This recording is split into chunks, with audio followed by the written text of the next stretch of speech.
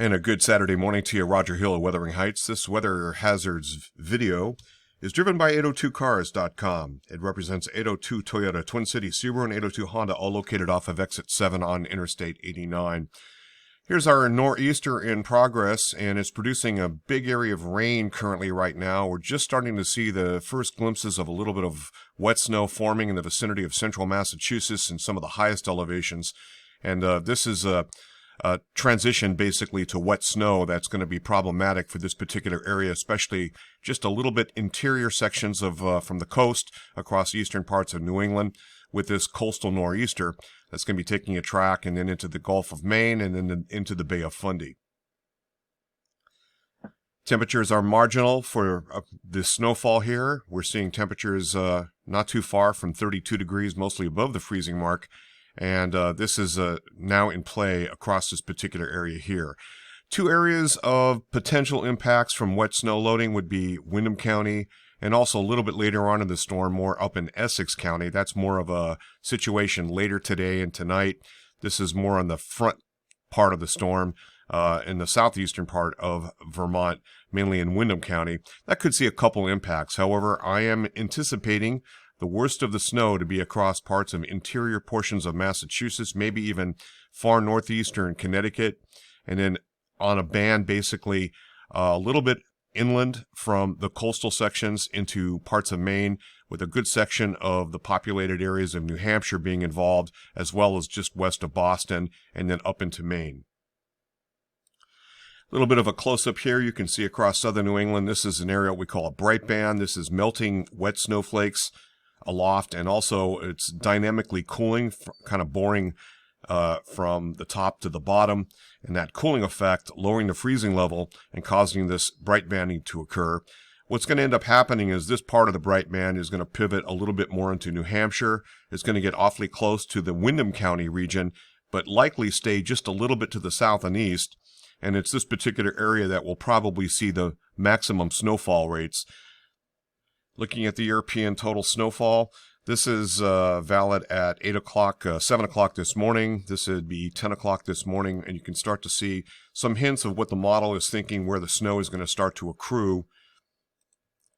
And as we run the model, you can see where the heaviest amounts are going to occur here. This is, again, the European. This is the 06Z.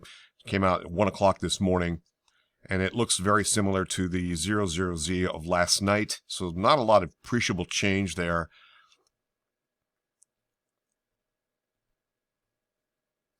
This would be valid during Sunday night, Monday morning, and what we can see here is basically the sort of most eastern areas of Vermont affected, but on the fringe, and probably not enough to produce wet snow loading. A little bit closer up here in parts of northern Essex County, Island Pond, north and east of Lake Willoughby, back into Canaan, Vermont, Norton, Bloomfield, and particular areas of the Northeast Kingdom, mostly northern and eastern Essex County, Vermont. Using the HREF model, we'll see the snowfall and the general idea of the European model. Either in the Berkshires, Litchfield County, Connecticut, north into the Berkshires, or a little bit more into the central hills of around Worcester, Massachusetts. This is going to then spread north and east. And you can see with the heaviest snow per the HREF model, the ensemble from SPC. And you can see where the worst of that snow is going to be. And note that the Connecticut River is really not going to see any of this. It's a little bit of a shift to the east. It's very subtle and very slight.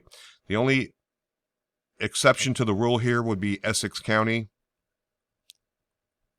And then it's pretty much out of here by 11Z. We're talking 7 o'clock tomorrow morning, 8 o'clock tomorrow morning on Sunday, where things are starting to dry up, except for that one little leftover band right there.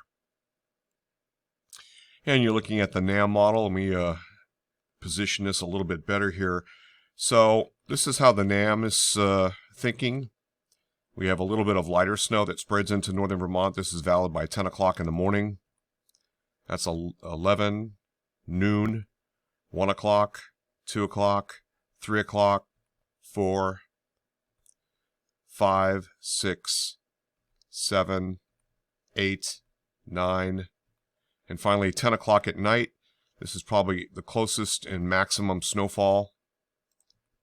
11, and that's midnight, and through 7 a.m. tomorrow morning, Sunday morning, we're looking at some wraparound affecting the northern tier regions. By the way, this will be a dry snow. In fact, we can look at the upper air analysis, and you can see that it's well colder than the 0-degree isothermal off. So this is a snowfall that's going to be more moderate quality dendrites. HRRR model shows similar situation here.